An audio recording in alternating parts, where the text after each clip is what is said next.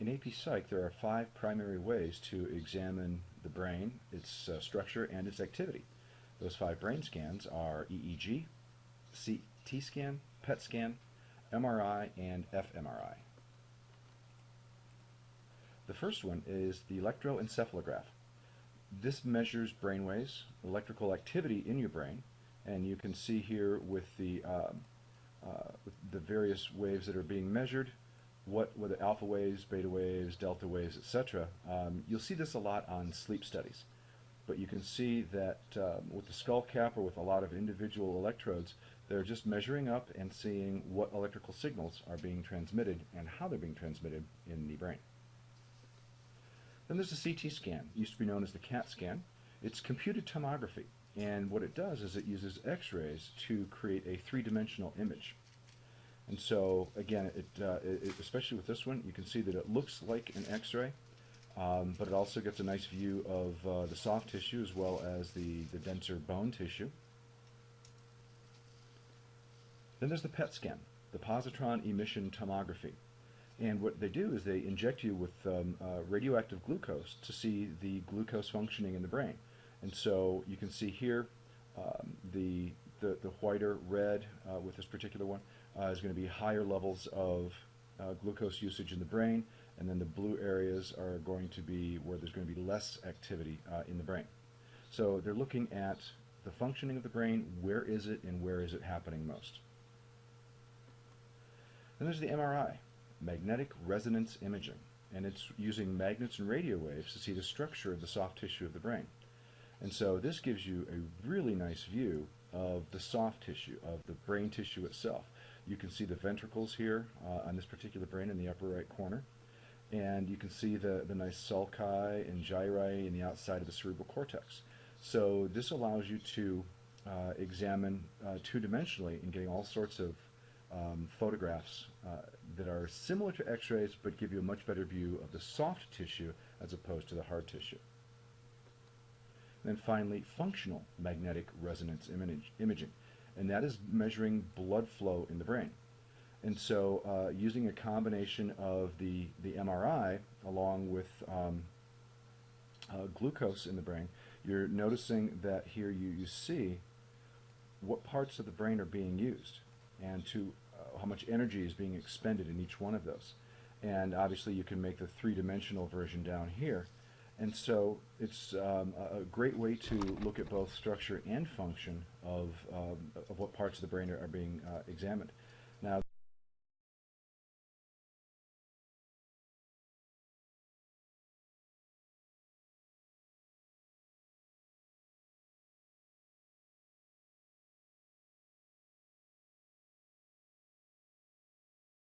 well, it stands for electroencephalogram, or electroencephalography.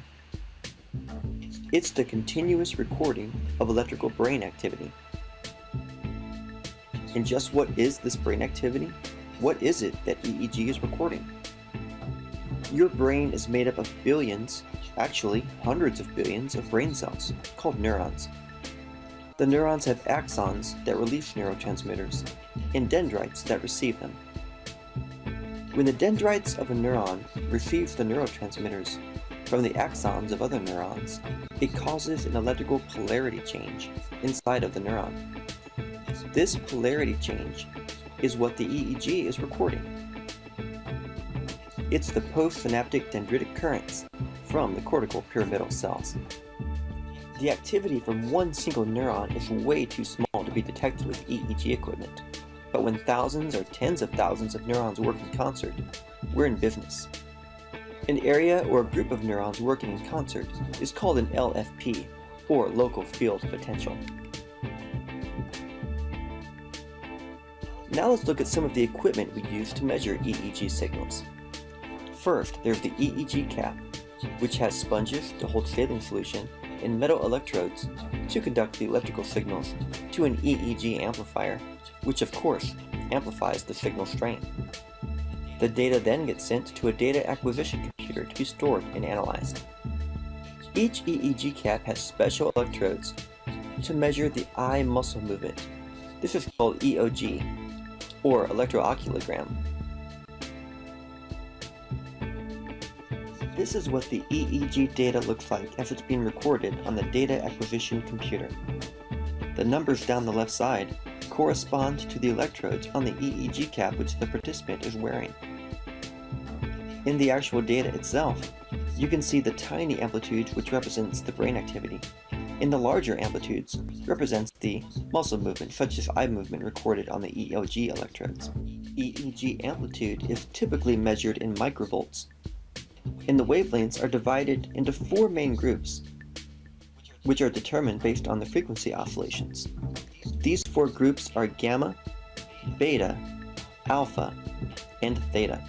When the EEG signal is time-locked to a stimulus which the participant reacts to, it's called ERP, or event-related potentials. The time period before the stimulus in an ERP experiment is called the baseline.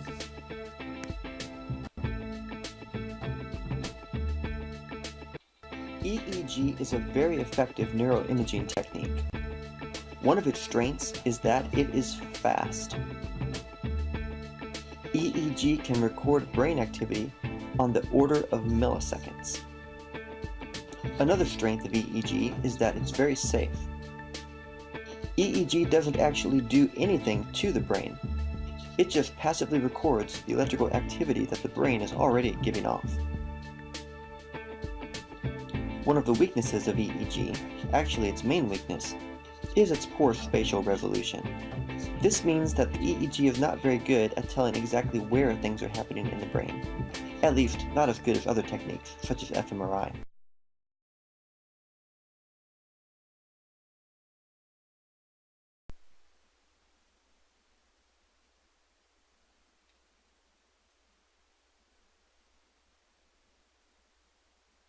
Neuroimaging are CT, MRI, angiography, both diagnostic and therapeutic, and to a lesser extent, PET. CT and MRI have allowed physicians to look at the brain in a non-invasive fashion, which has changed also patient management. Computerized tomography is a technology that involves taking multiple X-ray projections. The patient is put in a tubular structure that has a ring of many X-ray sources and opposite many X-ray detectors. Multiple X-ray images from different angles enables us to receive multiple images of the head and brain. Now we can actually see the soft tissue of the normal brain and the abnormal brain. MRI, it is based on a phenomenon which is called NMR, nuclear magnetic resonance. The patient is put into a very big tubular double magnet, which is then put on and off.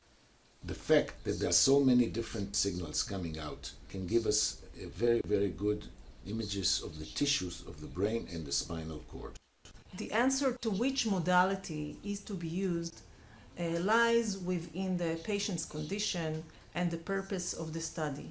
If we're talking about an acute situation, usually CT is enough. MRI, we use it in less acute situations when more details are needed. CT uses a lot of radiation, while MRI is not using radiation at all. CT is much easier to perform in a claustrophobic patient since the machine is much more open than an MRI machine. CT scan can take 1 minute to the entire body, while MRI will take almost 30 minutes only for the brain. MRI is better to pick the brain tissue and the ischemic changes after the surgery, while CT is better to show the bony structure, which is not demonstrated at all in the MRI scan.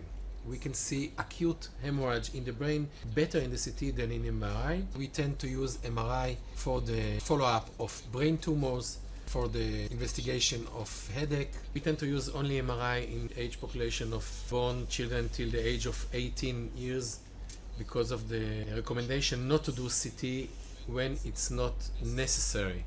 In any circumstance that the CT hasn't solved the problem, then we need to use the MRI.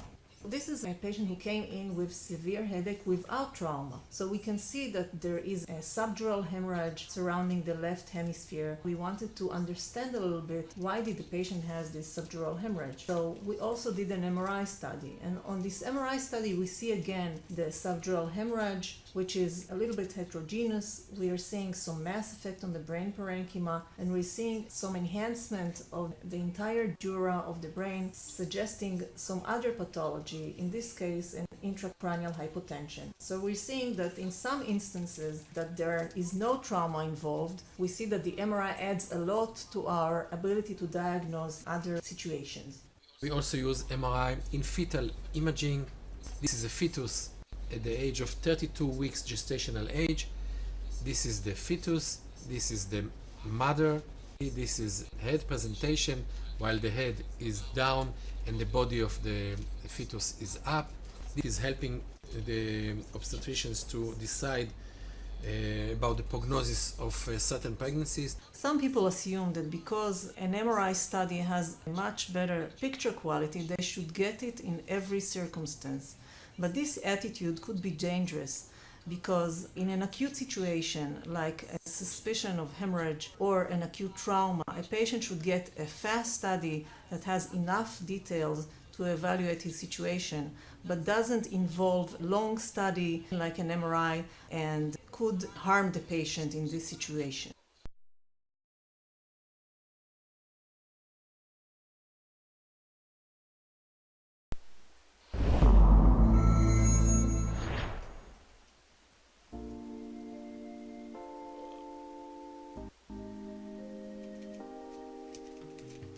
Meet Dave. He's about to have a brain scan. Using the latest PET imaging technology, doctors will see Dave's brain at work. It's all possible because of tiny tracers, specially designed radioactive molecules. The PET scanner tracks the position of the tracers inside Dave, revealing his brain function in 3 dimensions. The tracers don't come from a stockroom shelf. Each one has to be made fresh at a nearby laboratory. This is Dr. Miller. He's making the tracer for Dave's PET scan. First, good work, Dr. Miller. The precious custom-made molecule is rushed to the PET clinic.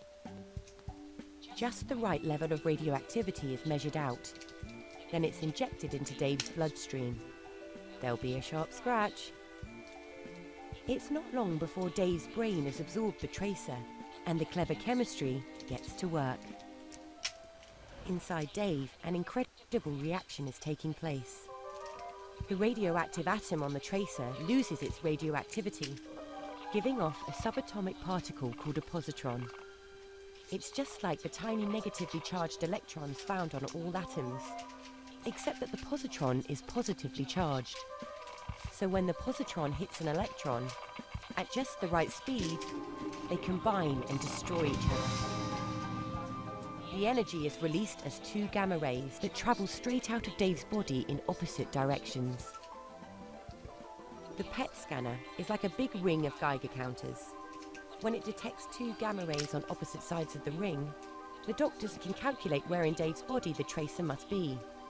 By detecting thousands of these events every second, and with some clever computer processing, Dave's brain activity is revealed in 3 dimensions, something no other imaging technique can do.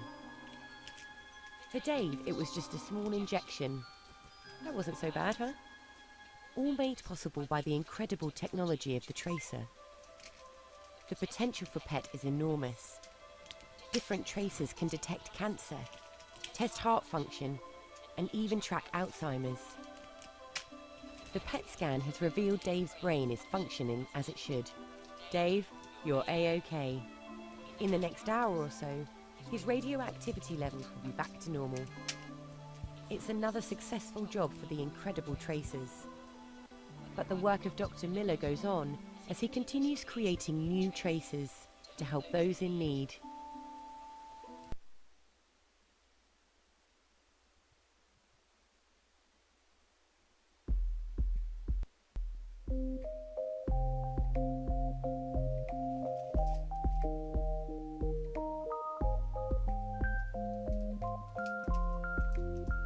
PET scan creates 3D images of the body. It does this by using radioactive tracers, which are usually administered to a patient through intravenous injection. The tracers are made up of carrier molecules that are tightly bonded to a radioactive atom called an isotope. The carrier molecule can interact with or bind to specific proteins or sugars in the body. The carrier molecule that will be used depends on what the doctor is looking for. If she suspects cancer or is monitoring a known cancer's growth, she may use FDG, a modified form of glucose, which gets absorbed by tissues. When tissues absorb a lot of glucose, it may indicate a cancerous tumor. The radiation from the tracers poses little danger to the patient since they quickly pass out of the body. The isotope produces small particles called positrons, which interact with surrounding electrons. This interaction results in the complete annihilation of both particles, releasing 2 photons that speed off in opposite directions. The detectors in the PET scanner measure these photons and use this information to create an image of the distribution of FDG in the body.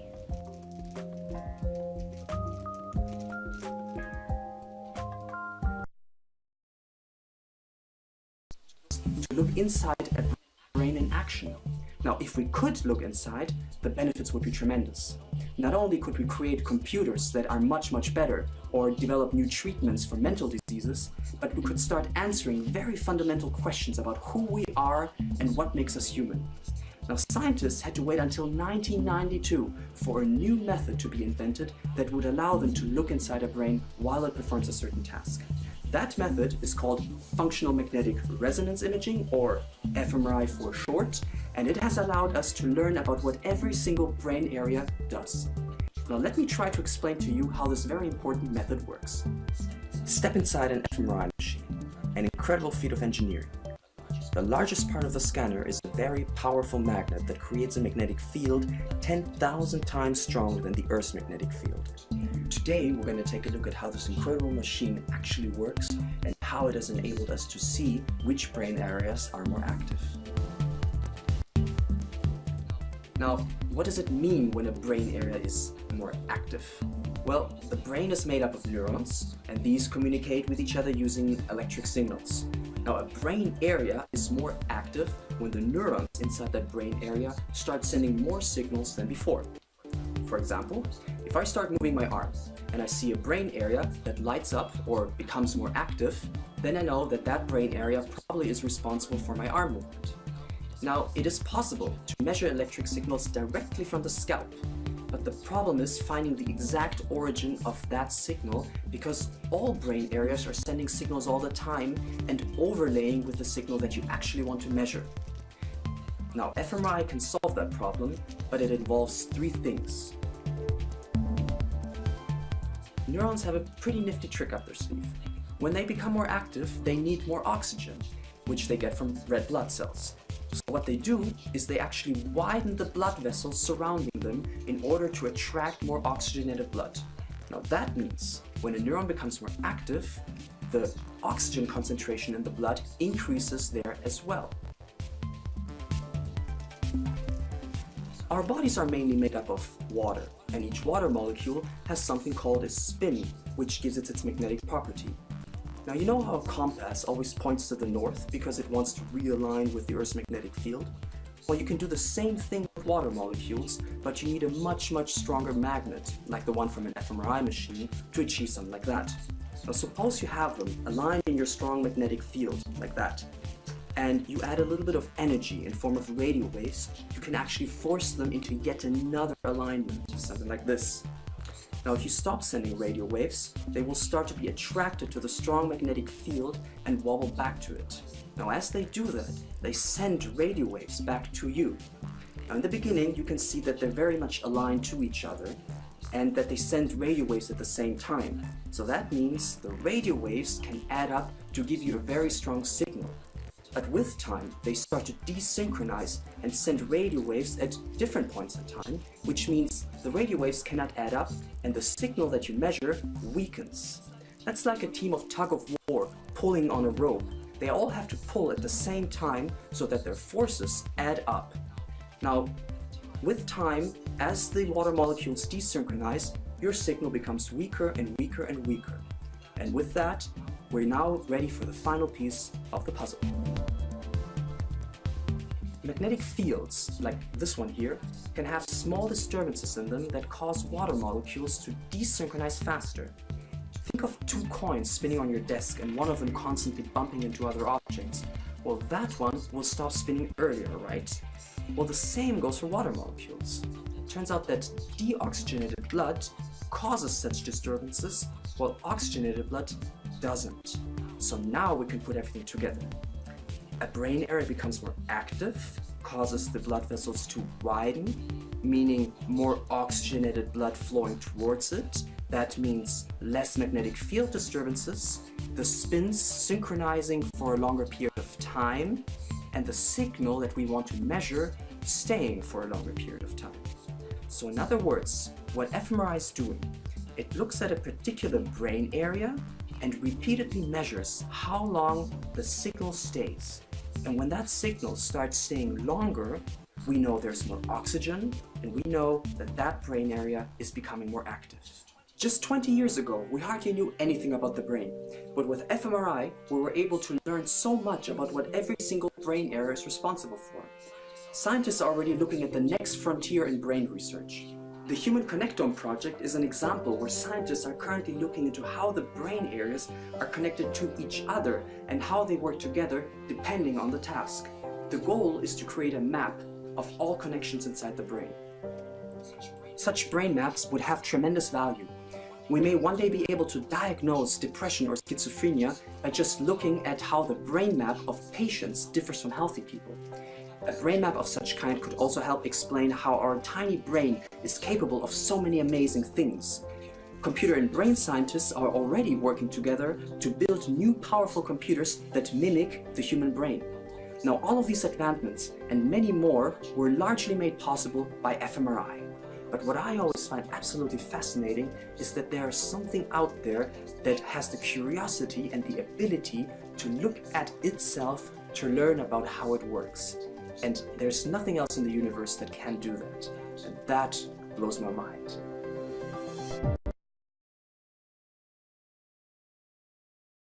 fMRI.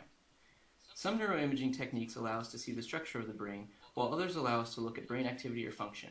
Computerized tomography, also known as computerized axial tomography, is a type of structural neuroimaging. It is usually called a CAT or CT scan. It involves taking a series of X-ray images from various locations around the head. These images can then be combined to construct an image of the brain. The resolution of CT images is not that high, but they can visualize any major structural problems with the brain, like a tumor. Magnetic resonance imaging, or MRI, involves applying a combination of magnetic fields and radiofrequency energy waves to the brain. Hydrogen atoms respond to the magnetic fields and radiofrequency pulses by emitting energy. The MRI machine receives this energy and can tell what part of the brain it came from. A computer can use that information to reconstruct an image of the brain that has high spatial resolution. Positron emission tomography, or PET scanning, is a way of imaging brain function.